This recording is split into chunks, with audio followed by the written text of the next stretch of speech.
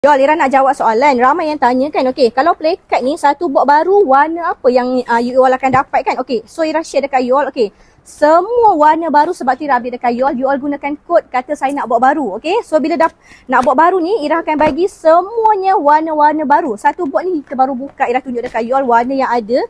Untuk satu box ini Ira akan tunjuk dekat you all. Kalau kita buka ni, dia punya kualiti kain macam mana, okey. Ya Allah, cantik all brown dia tengok ni. Okey, kalau untuk ayah ke nak buat sedekah memang the best you all. Orang tua memang suka. Walaupun warna brown, dia akan dapat brown yang berbeza. Okey, dia ada warna je. Okey. Maroon kan. Semua warna berbeza. Ira akan buka satu line you all tengok. Semua comel-comel. Warna biru kan. Okey, so Ira akan buka warna brown. Warna brown memang hot selling you all. Ira tunjuk Warna brown memang sangat cantik. Okey, dia senang nak match dengan baju kan. Okey, so Ira tunjuk dekat you all.